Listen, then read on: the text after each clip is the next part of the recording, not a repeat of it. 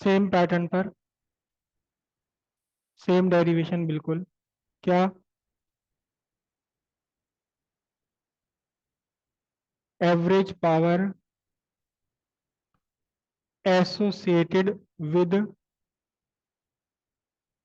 Pure inductor. Inductor से average power कितनी associated होती है? वही सब कुछ। EMF applied, E equals E naught sine omega T. Instantaneous EMF है ये। E is the instantaneous EMF. E वो ईएमएफ है जो टाइम स्मॉल टी पर है। तो फिर instantaneous current I equals I naught sine omega T minus, क्योंकि यहाँ करंट लैग कर रही है। ठीक है। Instantaneous power P equals E I E naught I naught sine omega T sign omega T minus pi by two. यहां इसको थोड़ा सा मॉडिफिकेशन करना पड़ेगा। ई नॉट आई नॉट माइनस यहां निकाल लूं मैं, तो ये बन जाएगा sign omega T sine pi by two minus omega T. तो अब बना P equals minus E naught I naught sine omega T cos omega T, और ये बना minus E naught I naught by two, और two sine omega T cos omega T बन जाएगा sine two omega T. Instantaneous power कितनी होती है? D W by D T equals minus E naught I naught by two sine two omega T. तो फिर small amount of work done in small time D T minus E naught I naught by two sine two omega T D T. और फिर वही, क्या?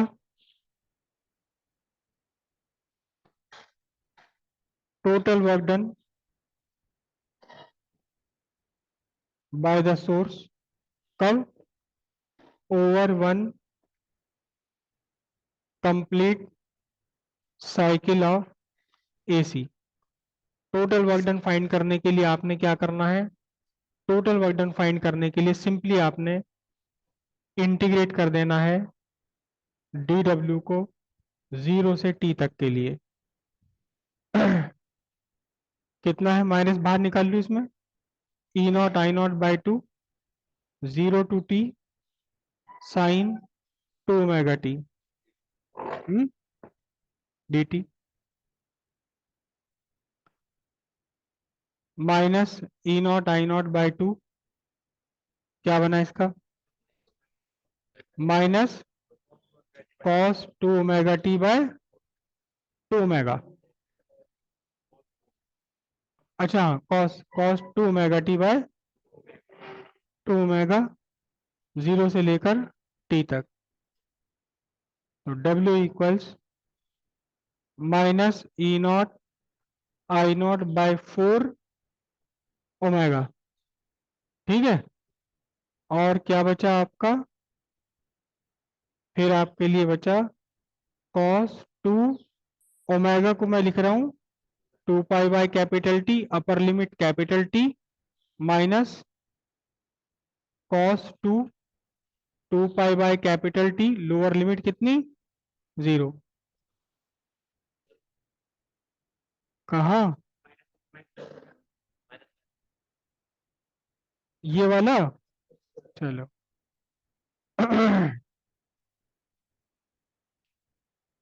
ई naught I naught by four omega into 0, क्योंकि ये भी 1 है और ये भी 1 है, 1 माइनस 1 0 हो गया। तो टोटल वर्क डन 0 आ गया। Average power,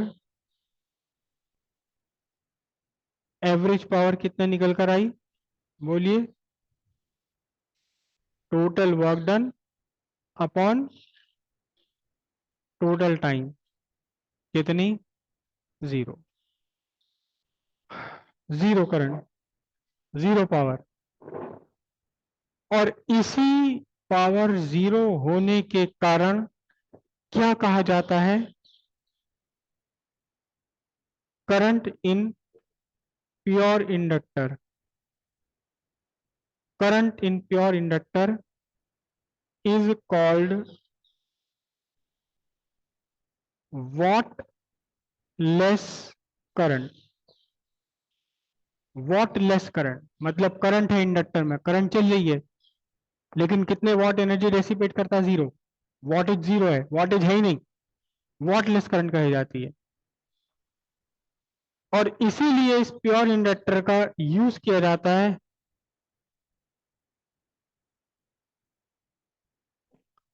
pure inductor is used as choke coil. Choke, choke, choke का मतलब क्या होता है? रोकना। चोक का मीनिंग है रोकना। तो ये प्योर इंडक्टर, जो आपका प्योर इंडक्टर है,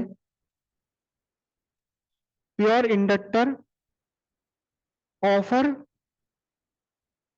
क्या? Obstruction. Pure inductor offer obstruction. कहां?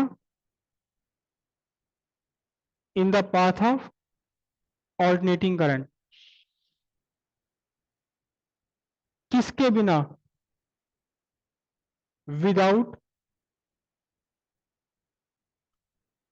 Electric energy dissipation.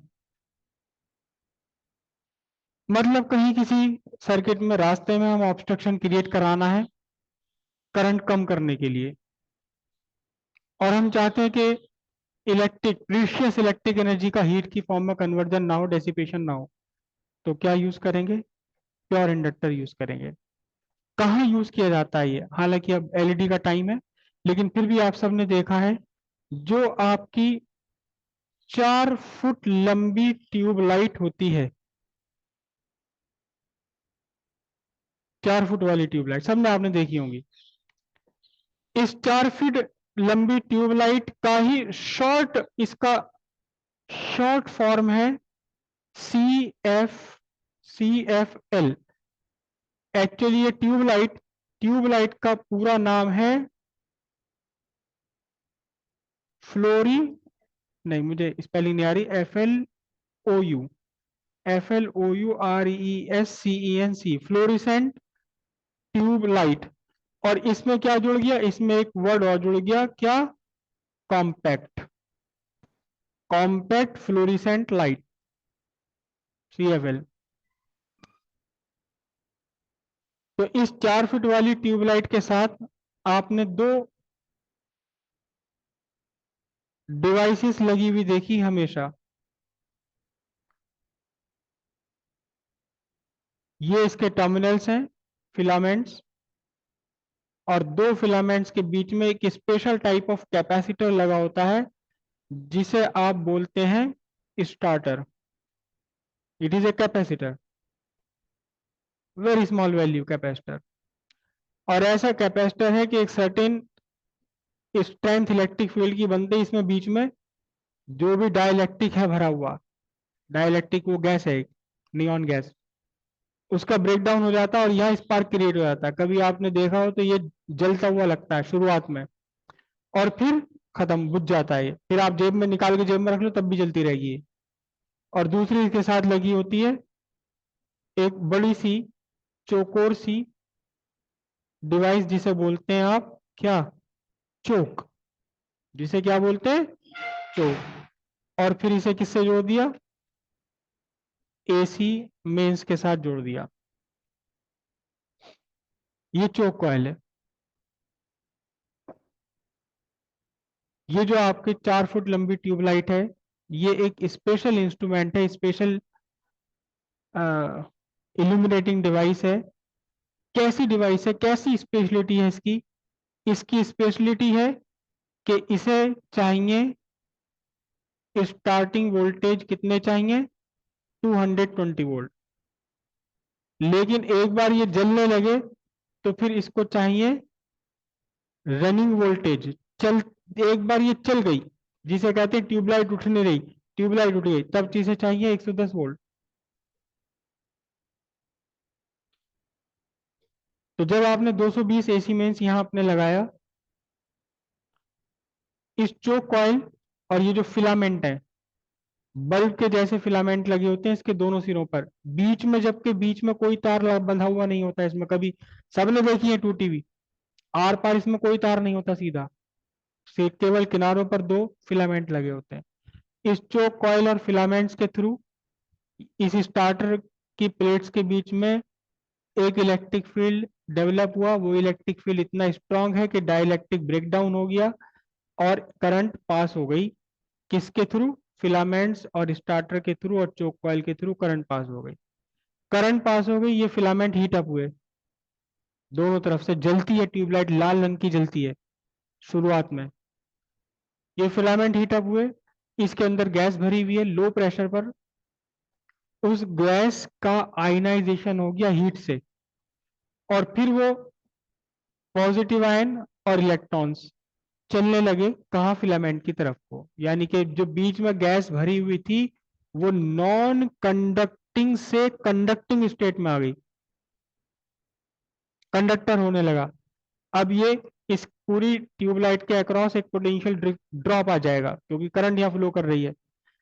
वो वोल्टेज ड्रॉप होना चाहिए 110 वोल्ट, 110 वोल्ट, लेकिन आपने मेंस लगा रखा 220 वोल्ट। तो ये चोक कॉइल की वैल्यू इस तरह से एडजस्ट की जाती है कि इसका जो इंडक्टिव रिएक्टेंस है, वो इंडक्टिव रिएक्टेंस अपने ऑब्स्ट्रक्शन के कारण 110 वोल्ट ड्रॉप करा देता है, और आपकी इस ट्यूबलाइट को कितनी वोल्ट मिलती रह गई? 110 वोल्ट मिलती रह गई। स्टार्टर का काम खत्म हुआ। स्टार्टर का काम था फिलामेंट्स को फॉर ए मोमेंट हीटअप करना, ताकि इसके अंदर आयनाइजेशन हो जाए। जब यहाँ 110 वोल्ट रह गए तो स्टार्टर को, जब तक ये कंडक्टिव नहीं था तो स्टार्टर के दोनों प्लेट्स के बीच मिल रहे थे 220 वोल्ट, और 220 वोल्ट इतने ज्यादा वोल्ट हैं कि इसके बीच की भरी हुई गैस में डाइलेक्ट्रिक ब्रेकडाउन हो गया, गैस कंडक्टिंग हो गई। लेकिन अब जब ये ट्यूबलाइट कंडक्टिंग हो गई तो इसे मिल रहे स्टार्टर को केवल 110 वोल्ट। 110 वोल्ट पर इसके बीच में डाइलेक्ट्रिक ब्रेकडाउन नहीं हुआ, स्टार्टर का काम खत्म। ये चोक कॉइल क्या काम करती है?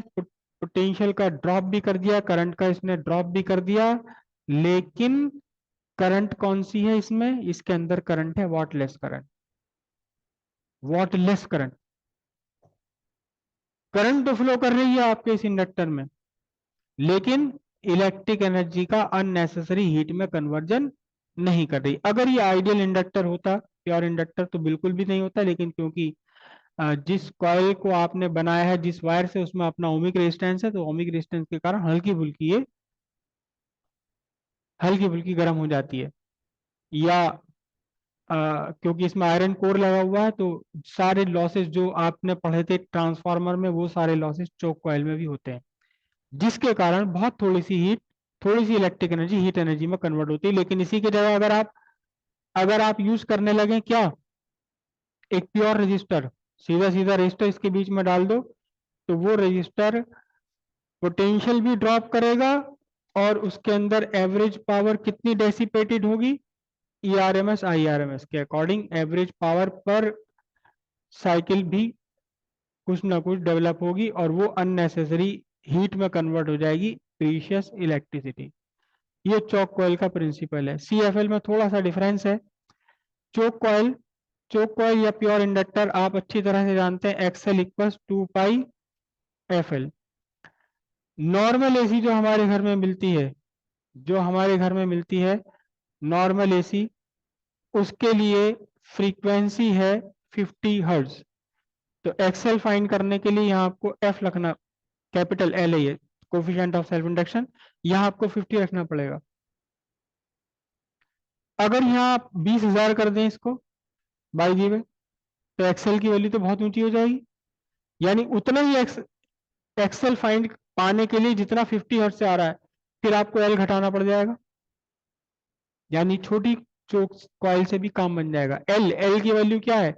एल डिपेंड करता है लेंथ पर, number of turns per. L घटाने का मतलब एरिया घटाना, नंबर ऑफ टर्न्स घटाने। तो CFL में एक्चुअली क्या किया जाता है, CFL के अंदर एक सर्किट अपना लगा हुआ है, इलेक्ट्रॉनिक सर्किट। ये पहले AC 50 हर्ट्ज को कन्वर्ट करता है DC में, AC 50 हर्ट्ज को DC में, और फिर इस DC को कन्वर्ट करता है करीब करीब 25,000 हर्ट्ज AC में। तो जब फ्रीक्वेंसी 50 के बजाय 25,000 रखी जाएगी, तो फिर उतना ही एक्सेल फाइंड करने के लिए बहुत छोटे से एल की रिक्वायरमेंट है।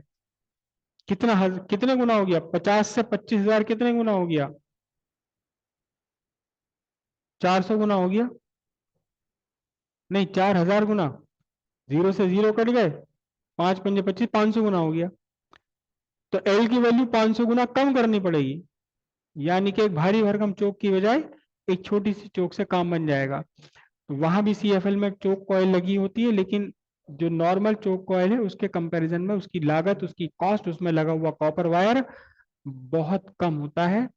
तो केवल फ्रीक्वेंसी बढ़ाने से आपने लागत कम कर ली, सारी लागत कम हो गई, तो वो सारा इतना बड़ा 4 फुट की चीज लिपट लिपटा करके गोल गोल इतनी सी जगह में लिया है, कॉम्पैक्ट हो गया, CFL बन गई। करो इसे, इसी में लिख लीजिए, बोर्ड में आया हुआ क्वेश्चन है, what is choke coil. Choke coil, choke coil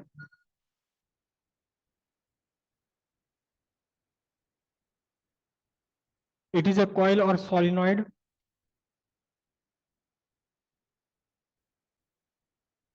with a large coefficient of self induction capital L and negligibly small ohmic resistance. It is constructed by winding large number of thick insulated copper wires, copper wire over soft iron core. Its power factor is negligibly small. Its power factor is negligibly small.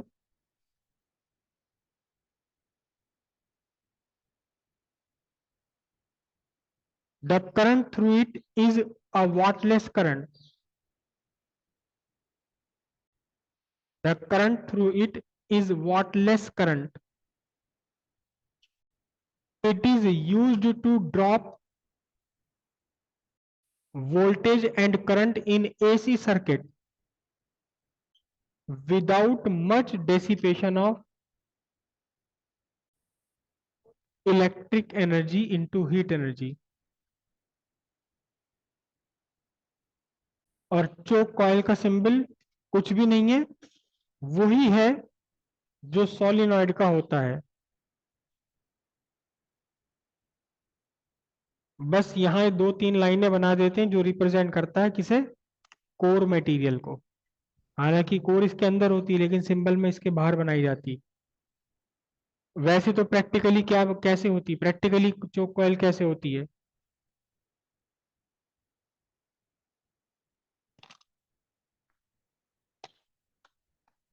Rectangular soft iron core. और कैसी, ले, laminated, जैसी कि किसमें बनाई थी आपने, transformer बनाई थी, वैसी ही लैमिनेटेड सॉफ्ट आयरन कोर है ये लाइंस बना देते हैं जिससे पता लगता है कि ये थिन स्ट्रिप से मिलकर के बनी हुई है, laminated soft iron core. Correct. और इसके एक आर्म के ऊपर आपने कॉइल लपेट दी, या इसी कॉइल को एक्सटेंड करके दूसरी आर्म पे भी ले आते हैं, दो सिरे इसके बाहर निकल गए, ये आपकी चौक कॉइल बन गई। मतलब प्राइमरी प्राइमरी है इसके अंदर, सेकेंडरी नहीं है कोई भी। तो ट्रांसफार्मर की एक कॉइल को अगर आप सीरीज में यूज कर दें तो वो भी चौक कॉइल की तरह काम कर जाती है। बना लीजिए सिंबल ये।